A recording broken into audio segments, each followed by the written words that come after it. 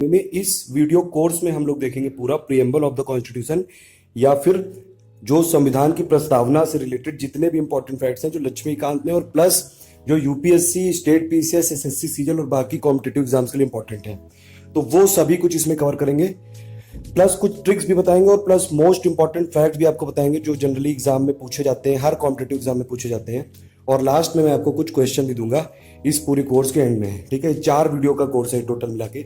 ये पहला पार्ट है इसमें, और इसमें बेसिक चीजें देख लेते हैं कि प्रीएम्बल यानी कि प्रस्तावना ये होता क्या है। ठीक है, और जो इसका पूरा टेक्स्ट है कि कौन कौन सा जस्टिस होता है, ये सब कुछ पहले इंट्रोडक्टरी पार्ट है। ये पहले इंट्रोडक्शन देख लेते हैं। देखिए, सबसे पहली बात तो हिस्ट्री से चालू करते हैं कि पूरी दुनिया में सबसे पहले प्रीएम्बल इंक्लूड करने वाला संविधान कौन सा था। वो था आपका अमेरिका का जो कॉन्स्टिट्यूशन था, वो सबसे पहला था जिसने कि प्रीएम्बल को इंट्रोड्यूस किया, और इंडिया ने भी फॉलो किया उसको, और बाकी जो कंट्रीज हैं उन्होंने भी फॉलो किया कि प्रीएम्बल या फिर प्रस्तावना देना चालू किया। ठीक है, तो ये सबसे इंपॉर्टेंट बात है पहली। दूसरी बात ये कि जो प्रीएम्बल है ये हमारा, जब ये आज़ादी की लड़ाई चल रही थी 1947 से पहले जो कॉन्स्टिट्यूएंट असेंबली बनी थी उसमें एक ऑब्जेक्टिव रिजोल्यूशन लाया गया था, और वो मूव किसने किया था? वो मूव किया था जवाहरलाल नेहरू जी ने 13 दिसंबर 1946 को, और फाइनली उसको कॉन्स्टिट्यूएंट असेंबली ने या फिर संविधान सभा ने कब अडॉप्ट किया? वो किया था आपका 22 जनवरी 1947 को। तो ये दोनों डेट आपको एकदम अच्छे से याद रखनी चाहिए क्योंकि एग्जाम में कई बार ये पूछी गई है। ठीक है, तो पहली बात तो ये होगी कि हिस्ट्री क्या है प्रीएम्बल की। अब और अगर आगे चले तो प्रीएम्बल होता क्या है। देखिए, कोई कहता है कि ये इंट्रोडक्शन है, कोई है कि प्रीफेस है, ये समरी है, पूरी एसेंस है। मतलब कुल मिला के जो प्रीएम्बल है वो मोस्ट इंपॉर्टेंट पार्ट है पूरे संविधान का। ये कुछ लोगों ने बोला है कि आइडेंटिटी कार्ड है, ये कुछ ने बोला है सोल है, ये कॉन्स्टिट्यूशन की बेसिक फिलॉसफीज जितनी भी हैं पूरे संविधान की वो सभी कुछ इसमें एक्सप्लेन किया गया है। ठीक है, नोबेल जो विजन थे हमारे, जो हमारे कॉन्स्टिट्यूशनल मेकर थे, जो हमारे जो जिन लोगों ने आज़ादी की लड़ाई लड़ी थी उनके उस टाइम के जो उन लोगों ने शोषण सहा था ब्रिटिश गवर्नमेंट का, और प्लस उन्होंने जो उस टाइम पे विजन किया था कि हमारा आने वाला इंडिया ऐसा होगा जहाँ पे सबको इक्वालिटी मिलेगी, लिबर्टी मिलेगी, कोई ऐसी तानाशाही गवर्नमेंट नहीं चलेगी, डेमोक्रेसी मिलेगी, ठीक है, रिपब्लिक होगा।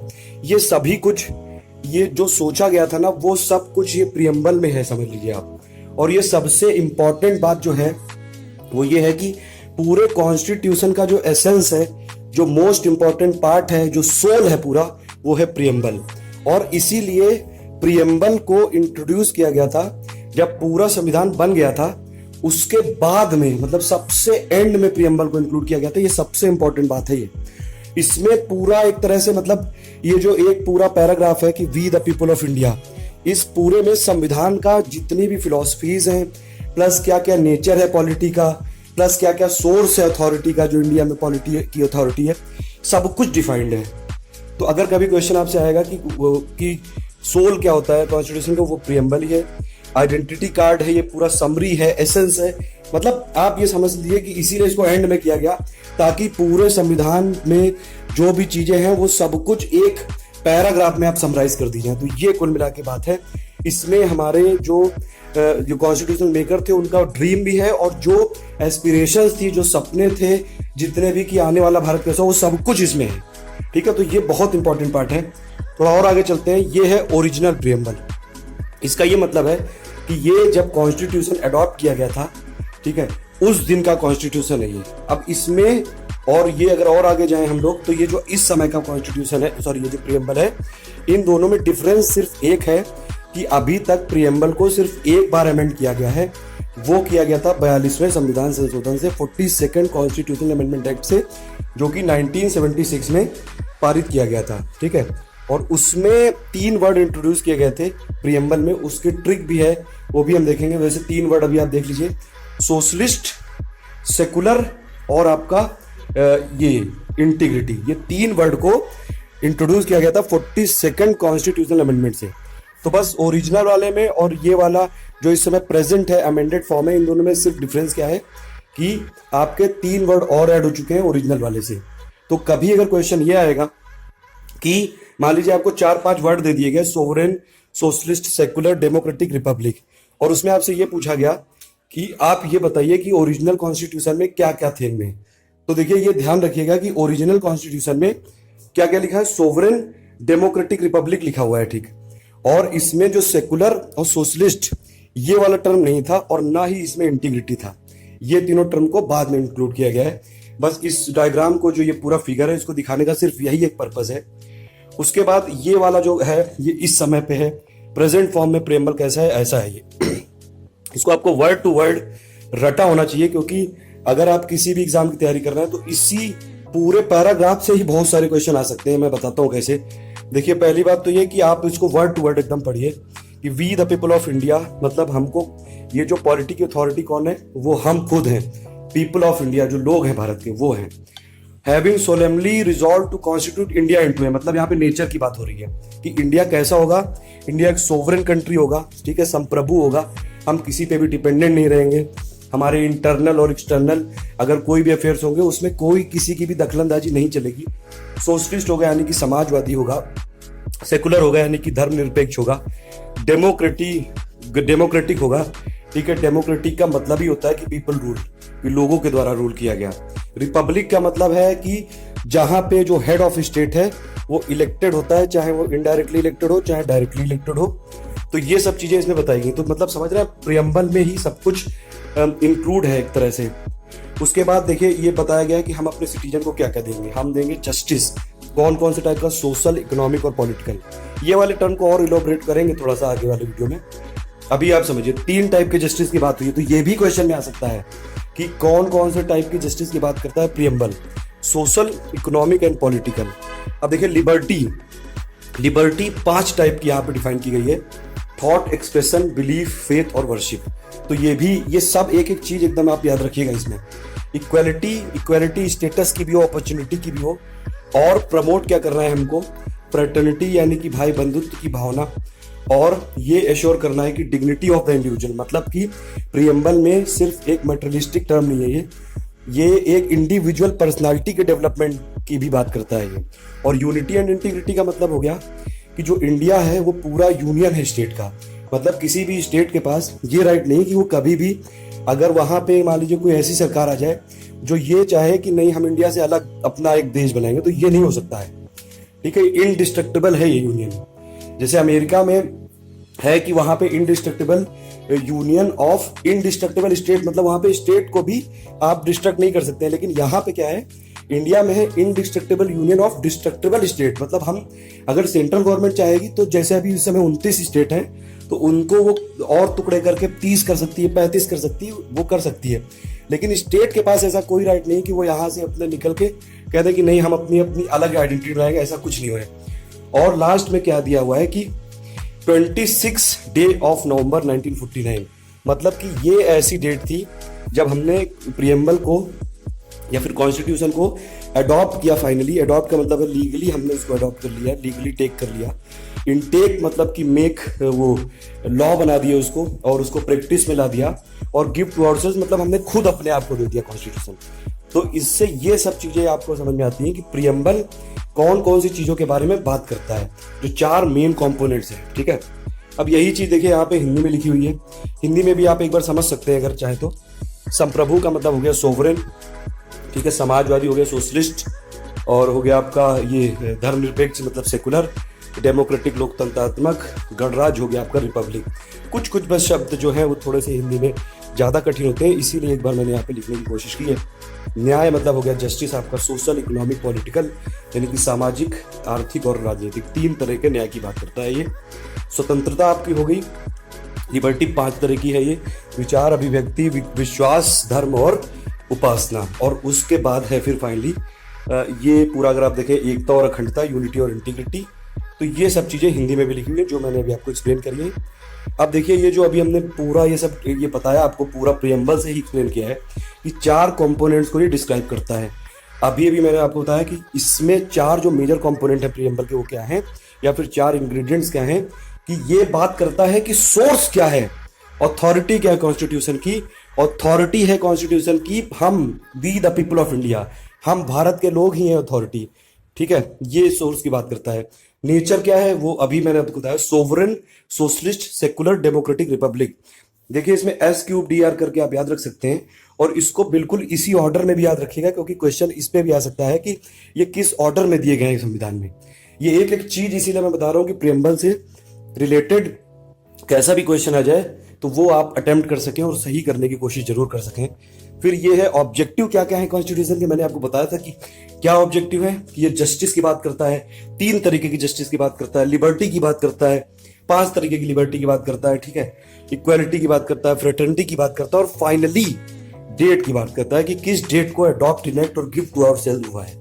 तो इसको कंपोनेंट को कैसे डिसाइड कर सकते हैं आप, NODS, मतलब नेचर, ऑब्जेक्टिव, डेट और सोर्स। तो ये छोटी सी ट्रिक थी, अगर आप चाहें तो याद कर सकते हैं, वरना अगर आपको प्रियम्बल वर्ड टू वर्ड रटा है तो ऐसी किसी भी ट्रिक की जरूरत नहीं है, ठीक है। तो ये था अभी पहला वीडियो। उसके आगे वाले वीडियो में फिर हम देखेंगे कि जो मेजर, अभी हमने टर्म्स की बात की, जस्टिस की बात की है, इक्वालिटी की बात की है, सोवरेन की बात की है, सोशलिस्ट, सेकुलर, डेमोक्रेटिक, रिपब्लिक, इन सबको आगे वाले वीडियो में पूरा डिस्क्राइब करते हैं, ठीक है।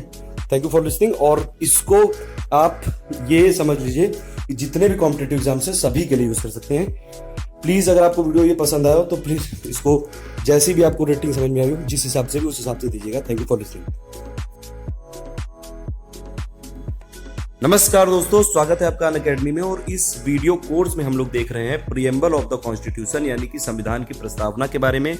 इससे पहले वाले पार्ट में मैंने आपको पूरा इंट्रोडक्शन बताया था प्रियम्बल का, कि प्रियम्बल होता क्या है, प्रियम्बल में क्या क्या चीजें डिफाइंड हैं, और प्रियम्बल को कॉन्स्टिट्यूशन जब पूरा बन गया था उसमें सबसे एंड में इंट्रोड्यूस किया गया था। इसका यही मतलब है कि प्रियम्बल कुल मिला के पूरे संविधान की एक समरी है, पूरे संविधान की सोल है, पूरे संविधान का हॉरोस्कोप है। ये जो भी संविधान की भावना है, मूल जो भावना है, वो सभी कुछ प्रियम्बल से रिफ्लेक्ट होता है।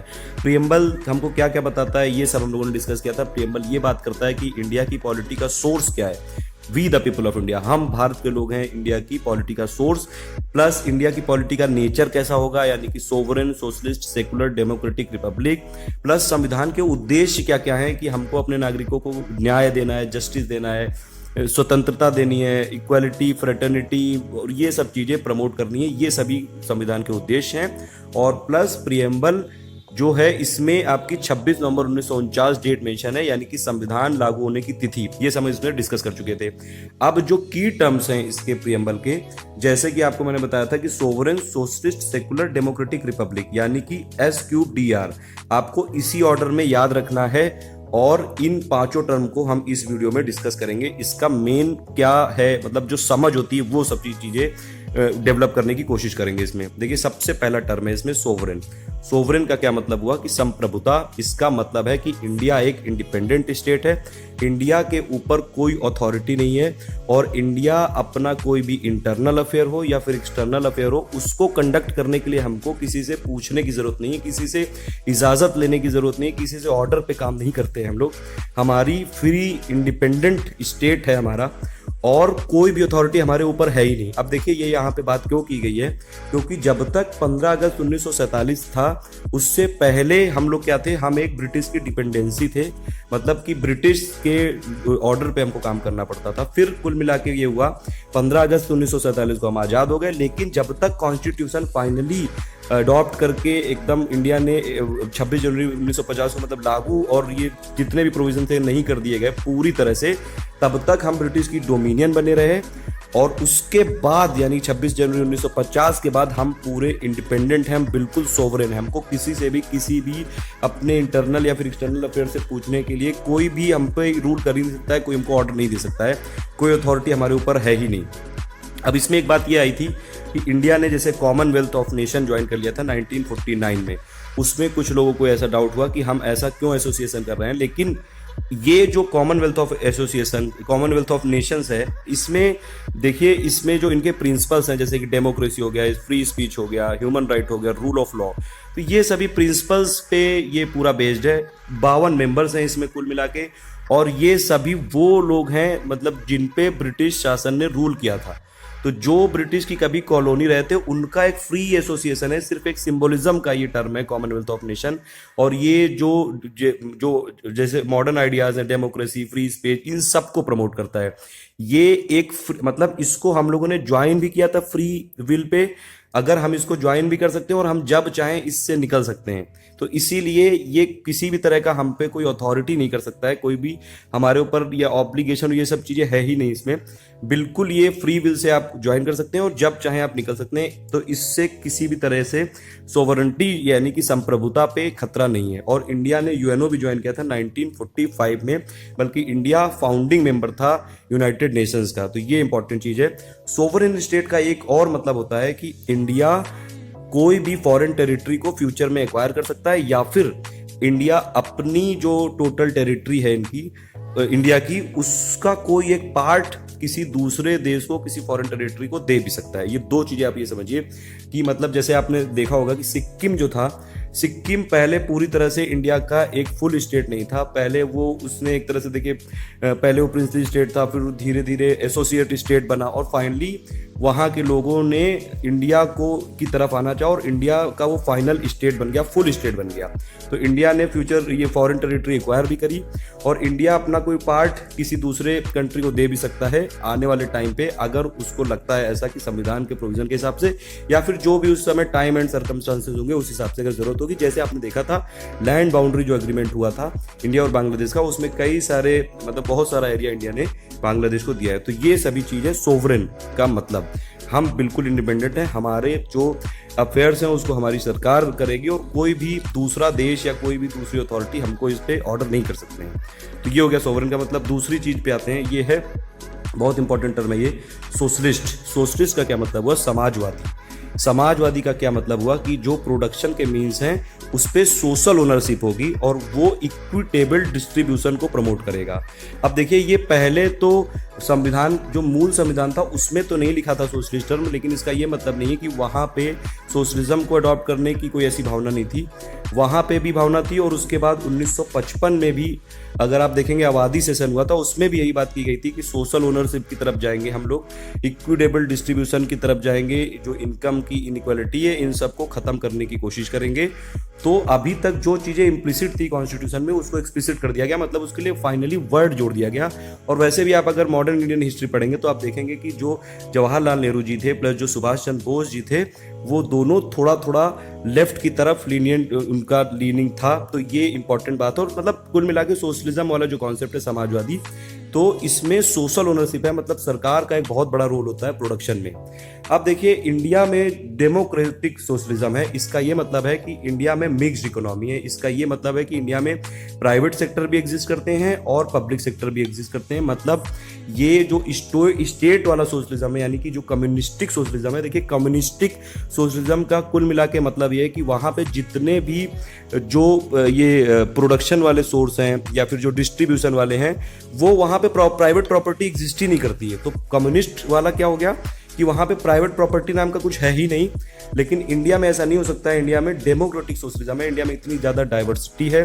तो सरकार ने क्या बोला है कि जो हमारे मतलब धीरे धीरे जो डेवलपमेंट हुआ है और उसमें समझ क्या बनी है कि इंडिया में जो चीज़ें, जैसे इंडिया की आज स्टेट वेलफेयर स्टेट भी है, मतलब हमको सबका वेलफेयर भी करना है, सबका डेवलपमेंट करना है, सबका विकास करना है। तो जो चीज़ें ऐसा है कि प्राइवेट सेक्टर बेस्ट दे सकता है वो प्राइवेट सेक्टर करेगा, और जो चीज़ें सरकार को करनी चाहिए, जो क्योंकि प्राइवेट सेक्टर तो सिर्फ प्रॉफिट के लिए काम करता है, तो ऐसा नहीं कर सकते हैं कि हर चीज़ में प्राइवेटाइजेशन कर दें। इसीलिए यहाँ पे मिक्स्ड इकोनॉमी है, यानी कि प्राइवेट सेक्टर भी है, पब्लिक सेक्टर भी है। जहाँ जहाँ सरकार को लगता है कि सरकार को आना चाहिए आगे और सरकार को जो इंडिया के इक्विटेबल डिस्ट्रीब्यूशन के लिए काम करना चाहिए, उनके लिए कंपनी बननी चाहिए, तो वहाँ वहाँ पब्लिक सेक्टर कंपनीज हैं। और जहाँ जहाँ सरकार को लगता है कि प्राइवेट सेक्टर कर सकता है, और या धीरे धीरे जैसे जैसे हम लोग स्टेज की तरफ जाएंगे कि मतलब डेवलपिंग से डेवलपमेंट स्टेज की तरफ जाएंगे, उसमें फिर ये सब चीज़ें हम लोग उसकी तरफ ये तो धीरे धीरे फिर हम लोग प्राइवेटाइजेशन की तरफ जाएंगे। और जैसे आपने देखा भी था 1991 में जो न्यू इकोनॉमिक पॉलिसी थी, उसमें लिबरलाइजेशन की बात की गई, प्राइवेटाइजेशन की बात की गई, ग्लोबलाइजेशन की बात की गई। तो उसने कुछ कुछ सोशलिस्ट जो क्रेडेंशियल थे उनको डाइल्यूट करने की, थोड़ा थोड़ा डाइल्यूट जरूर किया है। तो ये हो गया कुल मिला के मतलब सोशलिस्ट। और सोशलिस्ट वाला जो टर्म है वो 42nd कॉन्स्टिट्यूशनल अमेंडमेंट में इंट्रोड्यूस किया गया था। अभी हम लोग देखिए इस पूरे कोर्स के एंड में सब बताऊंगा जो मोस्ट इंपॉर्टेंट फैक्टर जो हमेशा एग्जाम में आते हैं, प्लस कुछ क्वेश्चन भी डिस्कस करेंगे। उसके बाद ये स्टेट सोशलिज्म वाला मैंने बता दिया आपको कि यहाँ पे पूरी तरह से प्राइवेट प्रॉपर्टी एबॉलिश कर दी जाती है। डेमोक्रेटिक सोशलिज्म का मतलब है मिक्स्ड इकोनॉमी, बोथ प्राइवेट और पब्लिक सेक्टर दोनों ही एक ही कंट्री में एग्जिस्ट करते हैं जैसे इंडिया में होता है। ठीक है, और ये जो डेमोक्रेटिक सोशलिज्म है इसका एम भी यही होता है कि पावर्टी को एंड करना, इग्नोरेंस को एंड करना, डिसीज, इनइक्वालिटी। देखिए इंडिया में जब आज़ादी के टाइम में आपने देखा है कितना हम लोग, कितनी ज़्यादा पॉवर्टी थी वाइड स्प्रेड लेवल पे, प्लस कितनी ज़्यादा इनइक्वालिटी थी। तो इसीलिए डेमोक्रेटिक सोशलिज्म हमने अपनाया है ताकि ये जितनी भी इंडिया की समस्याएं इनको दूर करके इंडिया को एक डेवलप्ड स्टेज बनाया जा सके और सभी लोगों का विकास हो। और इंडियन जो सोशलिज्म है वो मार्क्सिज्म और गांधीज्म का मिक्स है, लेकिन ज़्यादातर ये जो लीन कर रहा है वो गांधीयन सोशलिज्म की तरफ है। वैसे भी गांधी जी का इंडिया के पॉलिटी में, इंडिया के कॉन्स्टिट्यूशन में, भले ही वो उस टाइम पे कॉन्स्टिट्यूएंट असेंबली के पार्ट नहीं थे, लेकिन फिर भी सबसे बड़ा रोल है। आप आगे देखेंगे कि डीपीएसपी में भी बहुत सारे गांधीयन प्रिंसिपल हम लोगों ने अडॉप्ट किए हैं। तो ये सब चीजें सोशलिस्ट के बारे में होती हैं। अब देखिए सेकुलर जाने से पहले एक ये चीज समझिए कि 3 टाइप के स्टेट होते हैं या फिर 3 टाइप की कंट्री होती हैं। एक होती है नास्तिक यानी कि एथिस्टिक, एक होती है सैद्धांतिक यानी कि थियोक्रेटिक, और एक होता है धर्मनिरपेक्ष। ये तीनों ही रिलीजन से रिलेटेड है। देखिए नास्तिक का क्या मतलब हुआ कि स्टेट एंटी रिलीजन होता है, वो किसी धर्म को मानने ही नहीं देता है और वो सभी जो रिलीजन है धर्म को कंडेम करता है, सभी धर्मों का विरोध करता है। ऐसे कौन कौन से स्टेट है? अल्बेनिया है, नॉर्थ कोरिया है, चाइना है। दूसरा हो गया थियोक्रेटिक स्टेट, इसका मतलब हुआ सैद्धांतिक स्टेट। इसका मतलब है कि स्टेट प्रो रिलीजन है, मतलब एक स्टेट का रिलीजन है कि स्टेट ने ये रिलीजन डिक्लेयर कर दिया है कि जैसे मान लीजिए बांग्लादेश है या फिर पाकिस्तान है, मान लीजिए आप, तो मुस्लिम कंट्री है, तो वो स्टेट का रिलीजन है वहाँ पे, तो वो उसी पर्टिकुलर रिलीजन को प्रमोट करेगा, उसी को वो डेवलप करेगा और ज़्यादा विकास करने की कोशिश करेगा और ज़्यादा से ज़्यादा लोगों को इंक्लूड करने की कोशिश करेगा। तो ये वाले एग्जाम्पल कौन से हैं? बांग्लादेश, बर्मा, श्रीलंका, पाकिस्तान। और फाइनली जो स्टेट होता है वो होता है सेकुलर यानी कि धर्मनिरपेक्ष। यहाँ पे स्टेट का रिलीजन से कोई मतलब नहीं है, स्टेट न्यूट्रल रहता है और सभी धर्मों को बराबर प्रमोट करता है। ठीक है, तो ये वाली चीज़ है। देखिए अब इसमें 2 चीज़ें होती हैं, एक होता है आपका पॉजिटिव कॉन्सेप्ट और एक होता है नेगेटिव कॉन्सेप्ट। पॉजिटिव कॉन्सेप्ट का मतलब हुआ कि इंडिया में जैसे पॉजिटिव कॉन्सेप्ट है, इसका ये मतलब हुआ कि इंडिया के स्टेट के लिए सभी धर्म बराबर हैं और सभी को बराबर सपोर्ट मिलेगा स्टेट की तरफ से।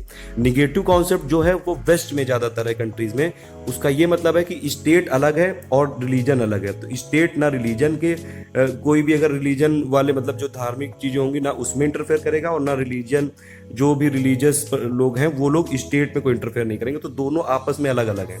लेकिन इंडिया में ऐसा नहीं होता है। इंडिया में अगर स्टेट देखता है कि किसी रिलीजन में कोई प्रॉब्लम हो सकती है या फिर कोई और ऐसी समस्या हो सकती है जिससे इंडिया की यूनिटी सोवरेनिटी को खतरा हो जाए, तो इंडिया का स्टेट उसमें इंटरफेयर करता है। तो ये पॉजिटिव कॉन्सेप्ट और निगेटिव कॉन्सेप्ट जरूर समझिए। निगेटिव कॉन्सेप्ट मतलब दोनों अलग अलग है, स्टेट अलग है, रिलीजन अलग है, दोनों को एक दूसरे से कोई मतलब नहीं है। और जो ये सेकुलर टर्म है ये भी 42nd कॉन्स्टिट्यूशनल अमेंडमेंट से जोड़ा गया था, लेकिन इसका ये मतलब नहीं है कि जो हमारे कॉन्स्टिट्यूशन मेकर थे उन लोगों ने सेकुलर इंडिया के कॉन्स्टिट्यूशन को बनाना नहीं चाहता। अगर उन्होंने नहीं बनाना चाहता तो वो जो आर्टिकल 25 से लेकर 28 तक है, यानी कि फंडामेंटल राइट है जो फ्रीडम ऑफ रिलीजन वाला, वो बिल्कुल भी इंट्रोड्यूस नहीं करते। तो इस यही यहाँ पे भी यही बात है कि जो अभी तक एक्सप्लिसिट था, जो अभी तक इम्प्लिसिट था, उसको एक्सप्लिसिटली मेंशन कर दिया गया सेकुलर टर्म जोड़ के। तो 42nd कॉन्स्टिट्यूशनल अमेंडमेंट में पहले क्या टर्म जोड़ा गया? सोशलिस्ट, फिर सेकुलर, और अभी हम देखेंगे आगे इंटीग्रिटी भी जोड़ा गया। तो ये हो गया सब सेकुलर का। अब तीसरी चीज जो टर्म है, चौथा टर्म है, वो है डेमोक्रेसी या फिर डेमोक्रेटिक। डेमोक्रेटिक 2 टर्म से मिलकर बना हुआ है, डेमो प्लस क्रेशिया। इसका मतलब होता है पीपल रूल। और ये इंडिया में पॉलिटिकल डेमोक्रेसी की बात होती है, सोशल डेमोक्रेसी की बात होती है, इकोनॉमिक डेमोक्रेसी की बात होती है। देखिए जो डेमोक्रेसी है वो किस पे बेस है? पॉपुलर सोवरेनिटी पे, कि मतलब जो पॉपुलर है वही सोवरेन है। और इसका मतलब ये है कि जो सुप्रीम पावर है वो पीपल के पास है, लोगों के पास है।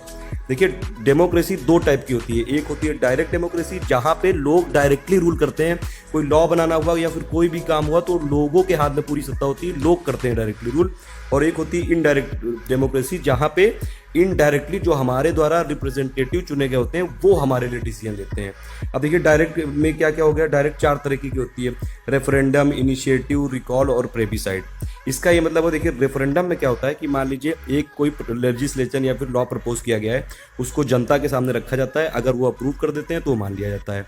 इनिशिएटिव का मतलब ये है कि मान लीजिए जनता को कोई ऐसा लगता है लॉ, तो उन्होंने आपस में इनिशिएटिव लेके कुछ साइन वाइन करके कैंपेन चला के सरकार के सामने ये चीज रख दी कि ये लॉ पास होना चाहिए, और कुछ एक मिनिमम वहाँ पे क्राइटेरिया होता है हर कंट्री में, जहाँ पे इनिशिएटिव वाला है अगर उन उससे ज्यादा लोगों ने साइन कर दिए कैंपेन चला के तो वो लॉ बन जाता है। तीसरा हो गया रिकॉल। इसका मतलब ये कि मान लीजिए कोई पब्लिक ऑफिस में है बंदा, कोई जिस भी कंट्री में वहां पे एमपी है, एमएलए है, वो काम नहीं सही से कर रहा है, तो उसके टर्म खत्म होने से पहले अगर पब्लिक चाहे तो साइन करके या फिर कुछ कैंपेन चला के वहां पे उसको रिकॉल किया जा सकता है। प्लेबीसाइट का मतलब होता है कि जो टेरिटोरियल डिस्प्यूट है उसको खत्म करने के लिए प्लेबीसाइट होता है जनरली, और इसमें आपका पूरी जनता के सामने ओपिनियन उसका लिया जाता है कि यहाँ पे हमको ये टेरिटोरियल डिस्प्यूट है कि यहाँ पे इस कंट्री में रहना है या इस कंट्री में। तो मतलब ज्यादातर इसमें ओपिनियन लिया जाता है लोगों का कि आप बताइए कि कहाँ आप रहना चाहते हैं, ये सब चीजें हैं। इनडायरेक्ट का मतलब क्या हो गया कि रिप्रेजेंटेटिव डेमोक्रेसी, यानी कि यहाँ पे हम अपने रिप्रेजेंटेटिव को चुनते हैं और वो हमारे बदले जाके पूरे हमारे लिए लॉ बनाते हैं, कानून बनाते हैं, सब डिसीजन लेते हैं। तो हम डिसीजन मेकिंग अथॉरिटी किसको देते हैं? जो रिप्रेजेंटेटिव डेमोक्रेसी, जो हमारे रिप्रेजेंटेटिव हैं। और ये दो टाइप की होती है, एक है पार्लियामेंट्री डेमोक्रेसी और एक है आपकी प्रेसिडेंशियल डेमोक्रेसी। इसको आगे और देखते हैं। नमस्कार दोस्तों, स्वागत है आपका अनअकैडमी में। देखिए, हम लोग अभी तक डिस्कस कर चुके थे कीवर्ड्स, हम लोगों ने सोवरेन, सोशलिस्ट, सेकुलर वाला कर लिया था पूरा।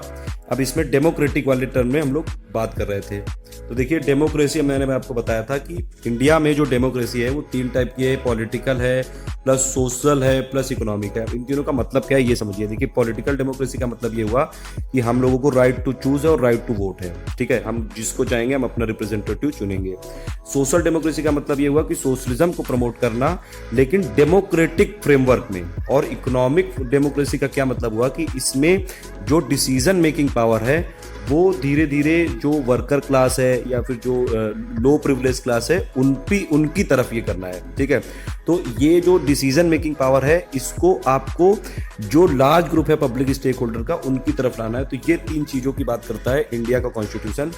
और मैंने आपको बताया था कि ये जो डेमोक्रेसी है यहाँ पे इंडिया की, वो किस डॉक्ट्रिन पे है? डॉक्ट्रिन ऑफ पॉपुलर सोवरेनिटी, यानी कि जो पॉपुलर है वही सोवरेन है, यानी कि जो सुप्रीम पावर है वो लोग ही हैं, भारत के लोग हैं।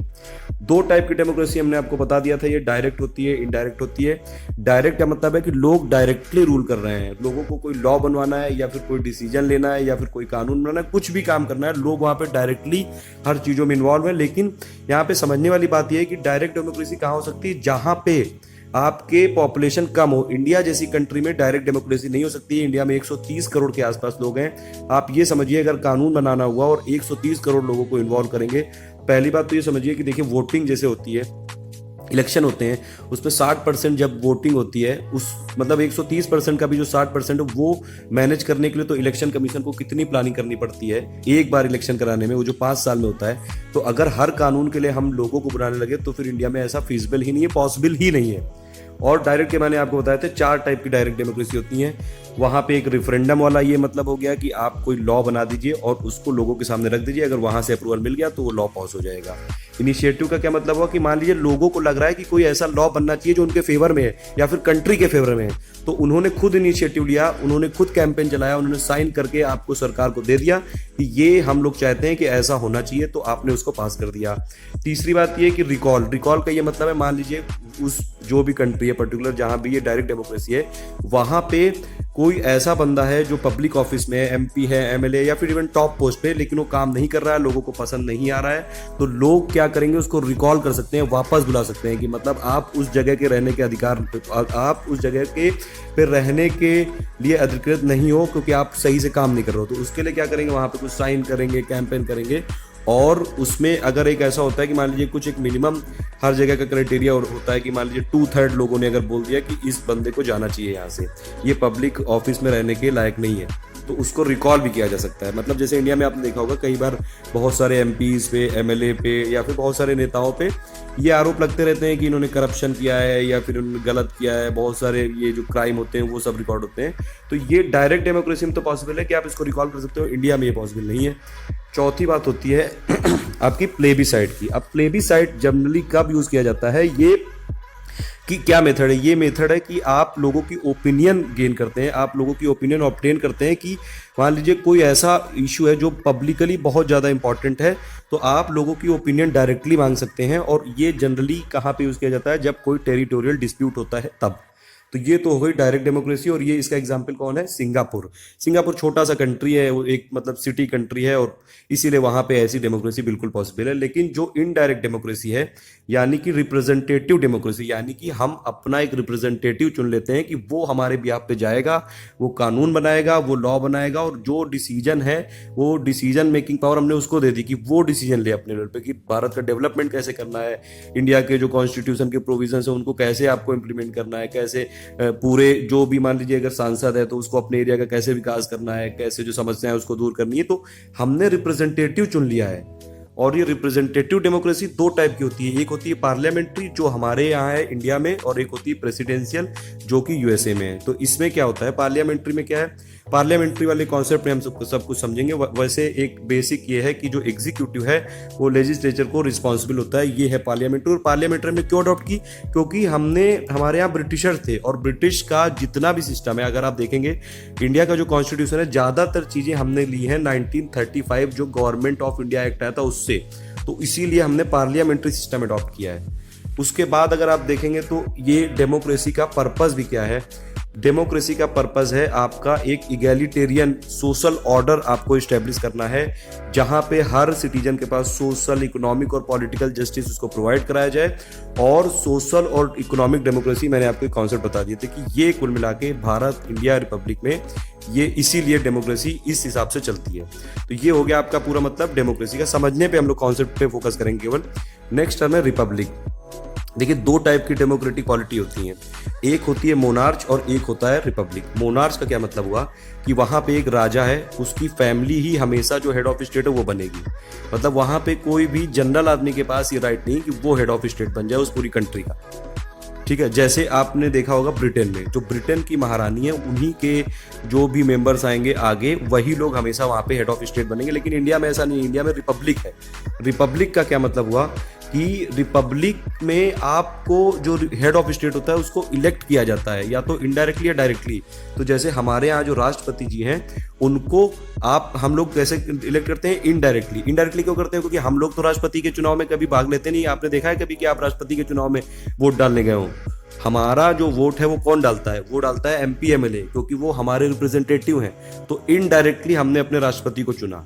ठीक है, लेकिन यूएस में क्या होता है? यूएस में जो प्रेसिडेंट है वो डायरेक्टली चुना जाता है, लेकिन वहां भी इलेक्टेड तो होता है ना, मतलब वो लोगों से ही निकला हुआ होता है। तो मोनार्च में क्या हुआ, वहां पे हेरिडेटरी है, एक फैमिली है, एक खानदान है, उसी की फैमिली हमेशा आगे बढ़ेगी। जो राजा है हेड ऑफ स्टेट की गद्दी पे उन्हीं के वारिस बैठेंगे। ब्रिटेन में होता है ऐसा, लेकिन इंडिया रिपब्लिक है, यानी कि यहाँ पे जो हम अपना हेड ऑफ स्टेट है उसको चुनते हैं, उसको इलेक्ट करते हैं। और यहाँ पे हम जैसे अगर हम लोग बात करें तो 5 सालों के लिए हम लोग जनरली एक फिक्स पीरियड होता है उसके लिए चुनते हैं। और इंडिया में आपने देखा होगा, इंडिया में मतलब ऐसा किसी को विशेष राइट नहीं है कि एक अगर मान लीजिए जैसे कांग्रेस ने हम लोगों को एक ये माना जाता है कि बहुत बड़ा रोल था आज़ादी दिलाने में, तो ऐसा नहीं होता है कि कांग्रेस का ही बंदा जो उनकी फैमिली का हो वो बनेगा राष्ट्रपति। यहाँ पे ऐसा नहीं हो सकता इंडिया में।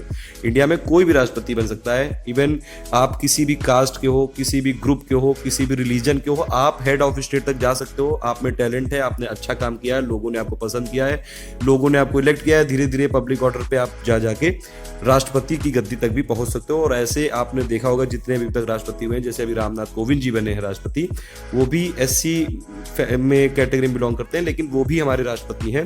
तो इंडिया में कोई भी किसी भी कास्ट का हो, किसी भी ग्रुप का हो, उसके पास पूरी अपॉर्चुनिटी की टॉप तक पहुंच सकता है वो। ये सबसे इंपॉर्टेंट बात है। लोग कोई भी हो, किसी भी टाइप का हो, कोई इसमें डिस्क्रिमिनेशन नहीं होता है। तो सिग्निफिकेंस क्या हुआ इसका रिपब्लिक का, कि जो पॉलिटिकल सोवरेनिटी है जो वो लोगों में है, वो किसी सिंगल इंडिविजुअल में, किसी सिंगल फैमिली में नहीं है। और दूसरी बात यह कि कोई भी प्रिविलेज क्लास यहाँ पे है ही नहीं, उसकी पूरी तरह से एब्सेंस है। जो जितने भी इंडिया में पब्लिक ऑफिस हैं, राष्ट्रपति हो गया, प्रधानमंत्री हो गया, ये सभी चीजें, ये सभी जितने भी इंडिया के नागरिक हैं सभी लोगों के लिए ओपन है, कोई भी जा सकता है विदाउट एनी डिस्क्रिमिनेशन। तो ये सब चीजें, ये दोनों चीजें समझनी बहुत ज्यादा जरूरी थी।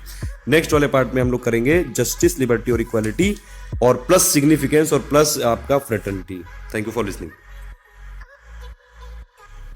नमस्कार दोस्तों, स्वागत है आपका अनअकैडमी में। इस वीडियो सीरीज में हम लोग देख रहे हैं preamble of the Indian constitution, यानी कि संविधान की प्रस्तावना। इससे पहले मैं आपको पूरा इंपॉर्टेंस इसका, प्लस प्रीएम्बल क्या क्या बात करता है, प्लस 5 जो मेन इंपॉर्टेंट कीवर्ड हैं उसको बता चुका हूं। इसमें हम लोग डिस्कस करेंगे जस्टिस, लिबर्टी, इक्वालिटी और फ्रेटर्निटी के बारे में। देखिए, जस्टिस की बात अगर करें तो इंडिया का जो कॉन्स्टिट्यूशन है 3 तरीके के जस्टिस की बात करता है। पहला है सोशल यानी कि सामाजिक, दूसरा है इकोनॉमिक यानी कि आर्थिक, तीसरा है पॉलिटिकल यानी कि राजनीतिक। तो 3 तरह के न्याय की बात करता है। जस्टिस मतलब न्याय। तो पहला सोशल का क्या मतलब हुआ? सोशल का मतलब हो गया कि इंडिया के जितने भी सिटीजन हैं सभी को इक्वल ट्रीटमेंट मिलेगा। न्याय देने के टाइम किसी के साथ सोशल लेवल पे, सामाजिक लेवल पे भेदभाव नहीं किया जाएगा। ना कास्ट के बेसिस पे, ना कलर के बेसिस पे, ना रेस के बेसिस पे, ना रिलीजन के बेसिस पे, ना सेक्स के बेसिस पे। किसी भी तरह से आप सोशली किसी के साथ सामाजिक तरीके से डिस्क्रिमिनेट नहीं कर सकते हैं। और किसी को भी आप प्रिविलेज नहीं देंगे कि वो अपर कास्ट का है तो उसको ज्यादा प्रिविलेज मिल जाए, या फिर कोई लोअर कास्ट का है उसको कम प्रिविलेज मिल जाए। इसीलिए कोई भी प्रिविलेज की एब्सेंस है इंडिया के कॉन्स्टिट्यूशन में। जो जस्टिस है वो सोशली सभी को इक्वली मिल सकता है। और हम लोग इसमें क्या बात करेंगे, इंप्रूवमेंट कहां पे किया जाएगा? इंप्रूवमेंट किया जाएगा वीकर सेक्शन जो भी है सोसाइटी के, जैसे कि SC, ST, OBC, वुमेन। तो इनके इंप्रूवमेंट की बात की जाएगी। तो जस्टिस सामाजिक वाला समझिए आप कि इक्वली सबको ट्रीट किया जाएगा। सोशल लेवल पे आप भेदभाव कर ही नहीं सकते हैं किसी के साथ, किसी को प्रिविलेज नहीं देंगे। ये सब चीजें संविधान में लिखी हुई हैं। दूसरी बात है इकोनॉमिक यानी कि आर्थिक। आर्थिक का क्या मतलब हुआ कि मान लीजिए कोई ज्यादा अमीर है या फिर कोई कम अमीर है, उस बेसिस पे भी आप भेदभाव नहीं करेंगे जस्टिस देते टाइम। जस्टिस देते टाइम ये नहीं देखा जाएगा कि कौन कितना अमीर है, कि जो अमीर है ज्यादा या फिर जो ज्यादा टैक्स पे करता है तो उसको न्याय जल्दी दिया जाए या फिर उसके फेवर में डिसीजन दिया जाए। तो ये सब चीजें नहीं हो सकती हैं। और दूसरी बात ये भी बात करता है कि जो इनइक्वालिटी है हमारे समाज में, जो असमानता है, उसको कम करने की डायरेक्शन में, उसको खत्म करने की डायरेक्शन में काम किया जाएगा। तो जस्टिस सोशल लेवल पे भी होना चाहिए, सामाजिक कोई भेदभाव नहीं हो सकता है किसी से भी। इकोनॉमिक लेवल पे भी होना चाहिए, यानी कि आर्थिक लेवल पे भी कोई भेदभाव नहीं हो सकता है। सभी लोग जस्टिस ये इंडिया के कॉन्स्टिट्यूशन के सामने बराबर है एकदम। पॉलिटिकल जस्टिस का क्या मतलब हुआ? देखिए, राजनीतिक। इसका मतलब है जितने भी पॉलिटिकल ऑफिसेस हैं, जो भी पब्लिक ऑफिसेस हैं, जैसे कि आपका राष्ट्रपति हो गया या फिर प्रधानमंत्री या फिर MP, MLA, कोई भी जो पॉलिटिकल ऑफिस है वहां पे सभी लोगों का इक्वल एक्सेस है, कोई भी पहुंच सकता है। इसमें कोई भेदभाव हो ही नहीं सकता है कि नहीं एक फैमिली है पर्टिकुलर, उसने अगर मान लीजिए फ्रीडम स्ट्रगल में कंट्रीब्यूशन किया है, आप अभी जो फैमिली उन्होंने नहीं किया तो उनको नहीं मिलेगा वो। ऐसा नहीं हो सकता है। यहाँ पे सभी को इक्वल पॉलिटिकल राइट है, इक्वल एक्सेस है जितने भी पॉलिटिकल ऑफिसेस हैं इंडिया के, और इक्वल वॉइस है इंडिया की गवर्नमेंट में। तीनों टाइप के जस्टिस को आपको समझना चाहिए यहाँ पे।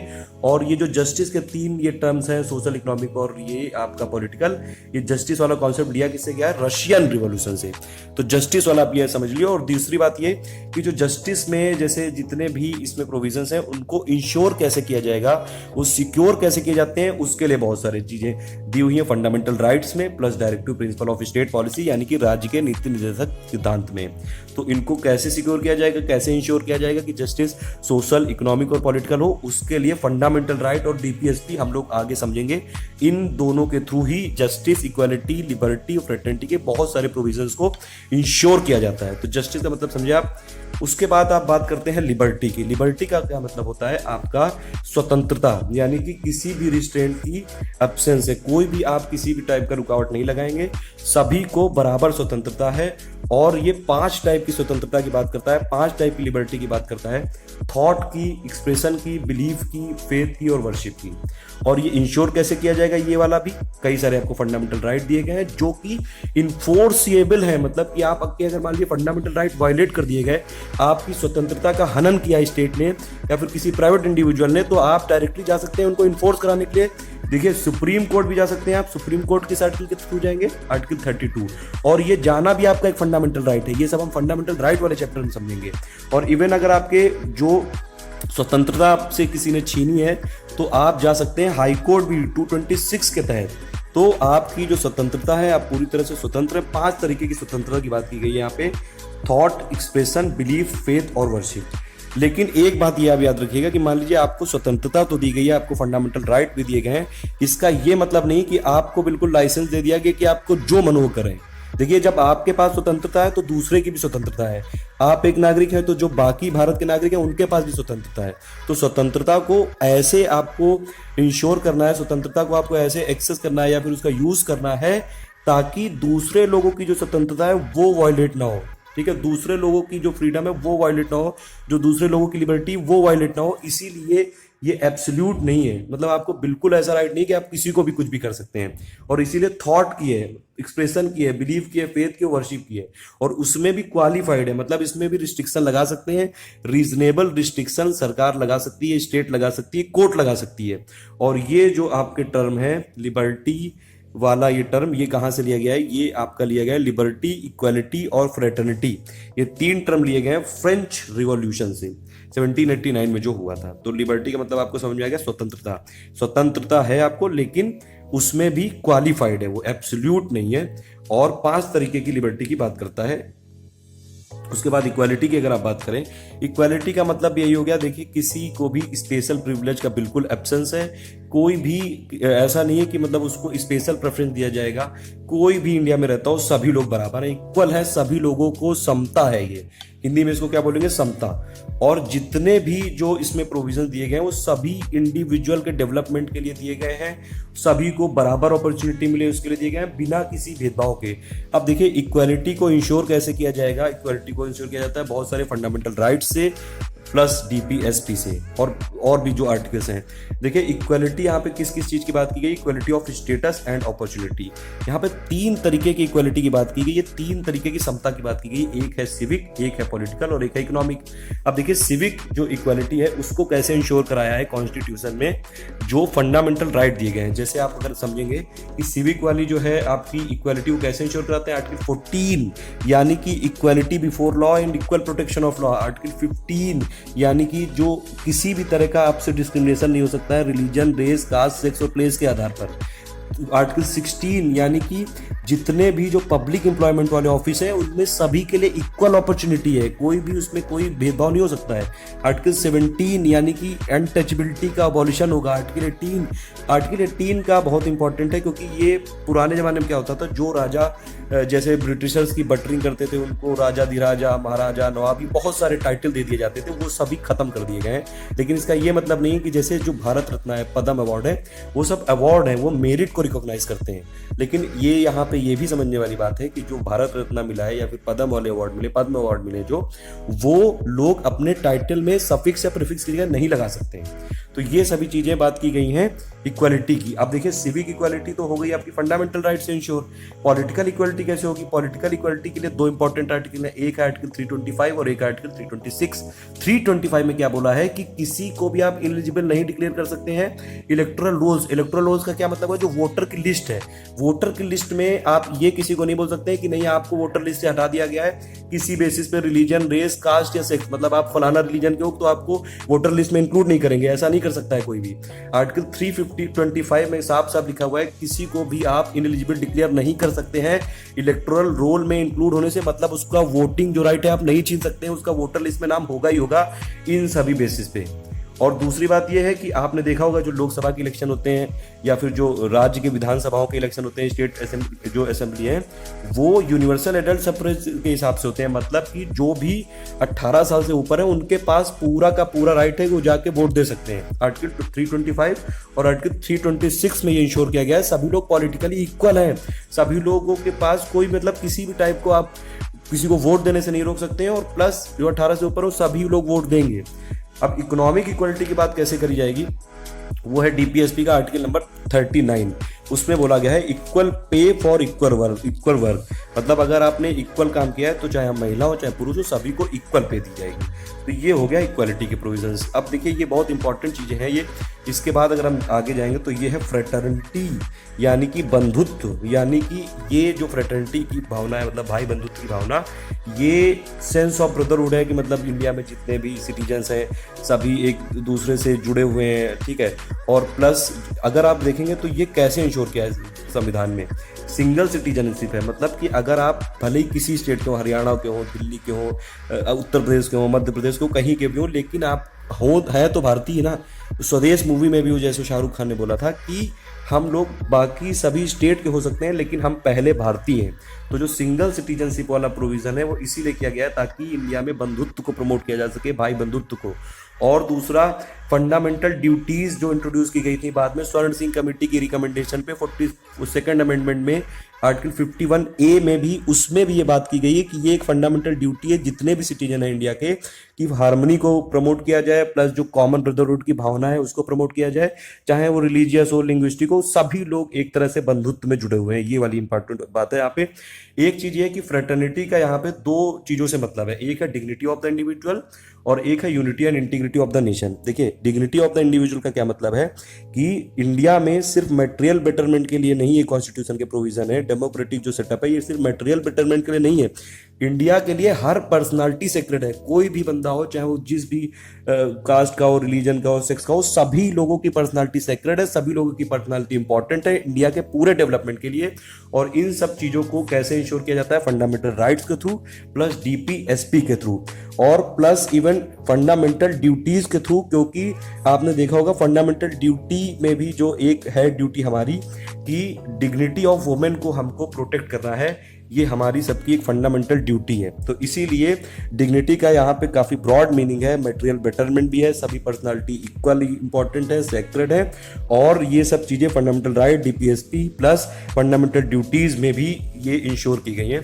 Unity and integrity of nation का क्या मतलब हुआ कि इंडिया जो है आर्टिकल 1 में जैसे लिखा हुआ है यूनियन ऑफ स्टेट है, इसका ये मतलब है कि स्टेट के पास कोई राइट नहीं कि कभी मान लीजिए स्टेट में कोई ऐसी गवर्नमेंट चुन ली गई कि वो लोग चाहते हैं कि नहीं वो इंडिया से अलग एक अपना राष्ट्र बना ले, वो सब नहीं हो सकता। यहाँ पे इंडिया है indestructible union of destructible state, मतलब कि यूनियन लेवल पे अगर चाहे तो जैसे भी इस समय 29 स्टेट है, उनको और काट पीट के ये 35 बना सकते हैं, 40 बना सकते हैं एडमिनिस्ट्रेटिव कन्वीनियंस के लिए, लेकिन किसी भी स्टेट के पास ऐसा राइट नहीं कि वो ये डिक्लेयर कर दे कि नहीं हम इंडिया से जा रहे हैं, हम तो चले, ऐसा नहीं हो सकता इंडिया में। तो ये सब चीजें फ्रेटर्निटी का यहाँ पे ये दो चीजों से बहुत इंपॉर्टेंट मतलब है।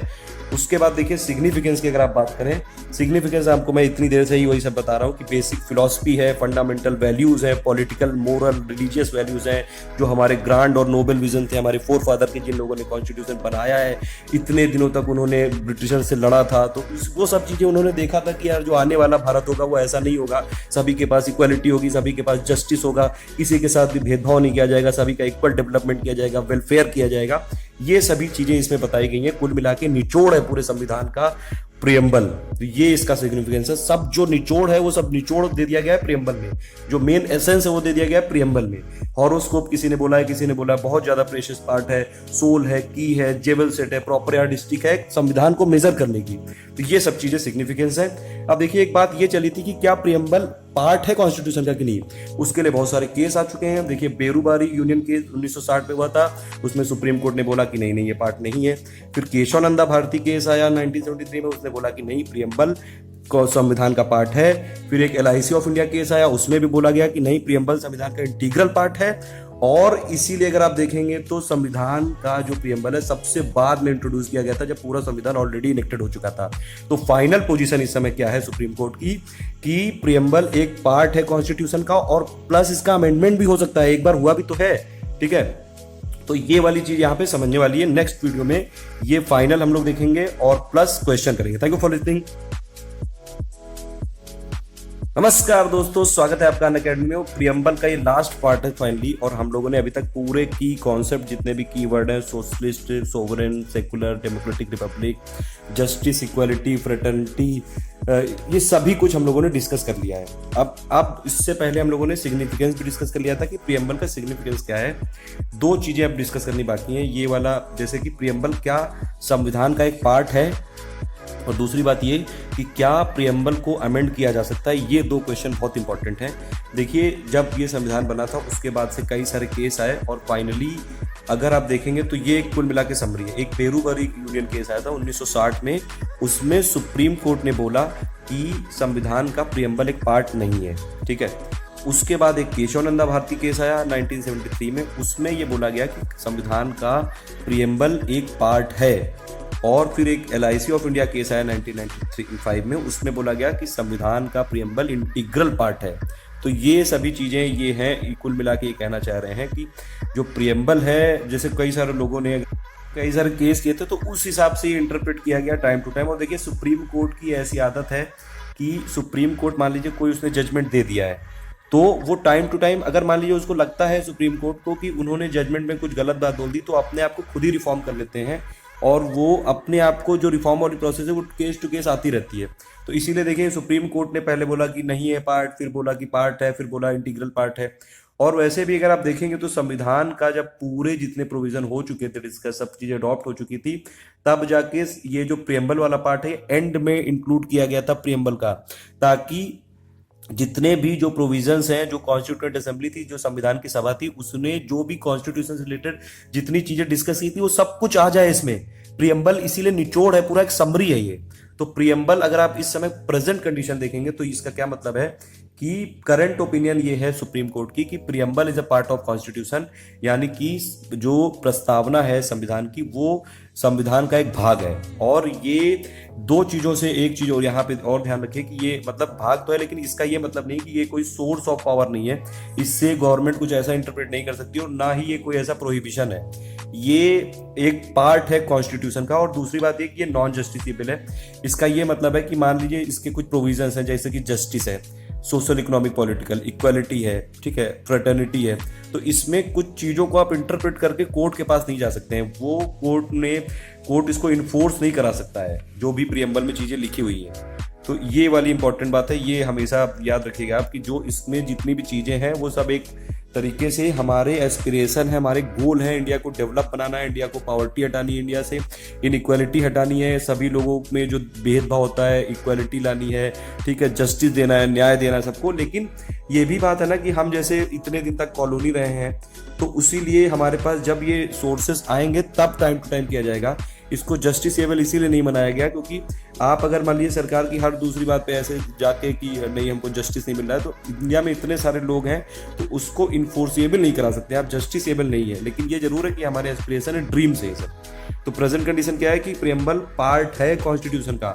अब बात आती है कि क्या इसको अमेंड किया जा सकता है कि नहीं। बिल्कुल इसको अमेंड किया जा सकता है, लेकिन सुप्रीम कोर्ट ने ये बोला है, ये इंटरप्रेट किया है कि अगर आप पता है संविधान का कोई भी पार्ट आप कर सकते हो अमेंड, लेकिन उसके बेसिक फीचर को नहीं कर सकते हो अमेंड। ठीक है, जो मूल तत्व है उनको आप अमेंड नहीं कर सकते हो। यानी कि बेसिक फीचर क्या हो गया, जैसे कि डेमोक्रेसी हो गई इंडिया की, सेकुलर वाला कैरेक्टर हो गया इंडिया का, ठीक है, रिपब्लिक हो गया इंडिया का। तो जितने भी जो संविधान जो बना है, पूरी उसकी जो मूल भावना है, जो उसका मूल सार है, जो उसकी मूल समरी है, उसको आप चेंज नहीं कर सकते हैं। मतलब ऐसा नहीं कह सकते हैं कि कल को कि कोई ऐसी सरकार आ गई उसने सेकुलर वाला वर्ड ही हटा दिया कि नहीं इंडिया अब सेकुलर कंट्री नहीं रहेगा, इंडिया थियोक्रेटिक कंट्री हो जाएगा। तो ये सभी चीजें नहीं हो सकती हैं। बेसिक फीचर क्या है ये कौन बताएगा, ये सुप्रीम कोर्ट बताएगा। इसीलिए कुछ इंपॉर्टेंट जजमेंट से कुछ 16-17 बेसिक फीचर अभी तक लाए गए हैं।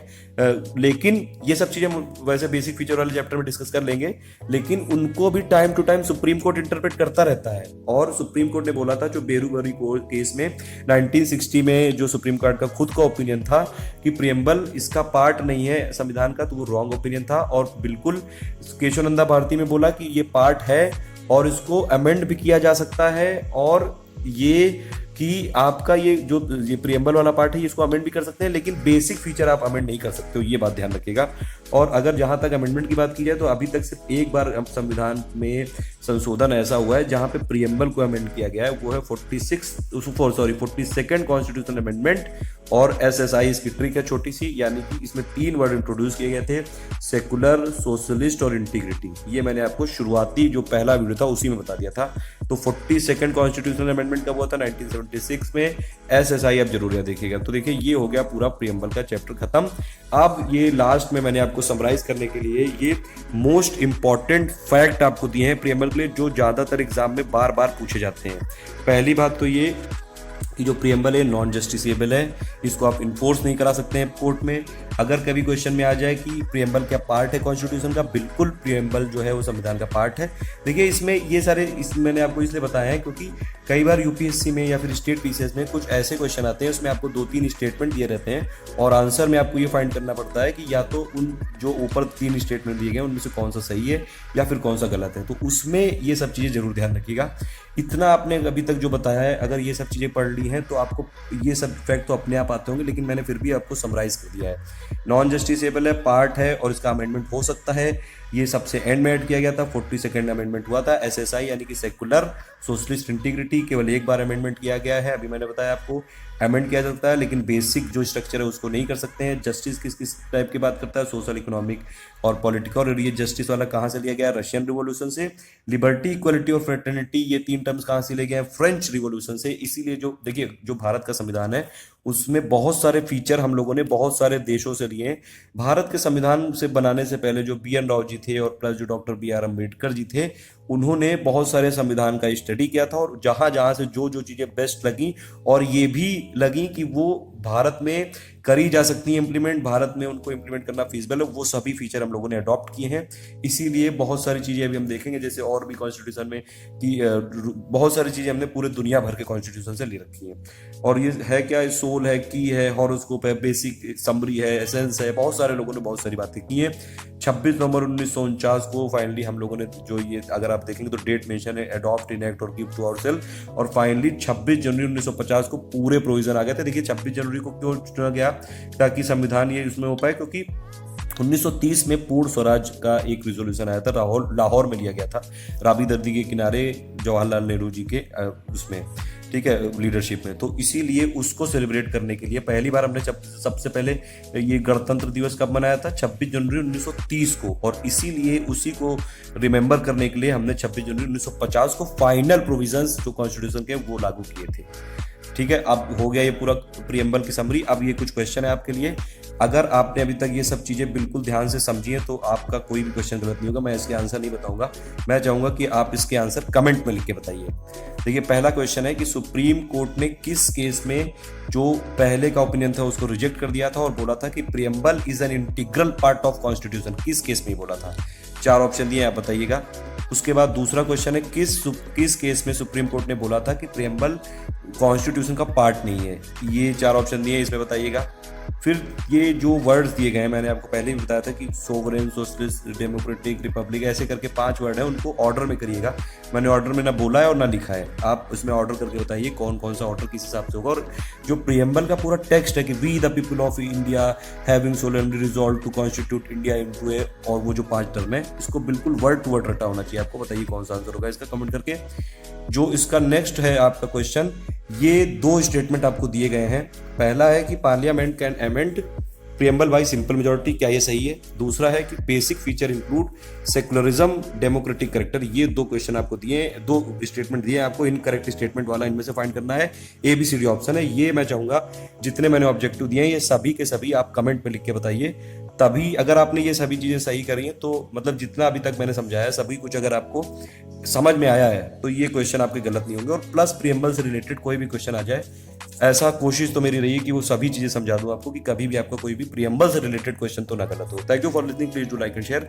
और अगर आपको लगता है कि जिस हिसाब से भी मैं परफॉर्म कर रहा हूँ आप उस हिसाब से मुझे रेटिंग दीजिएगा। Thank you.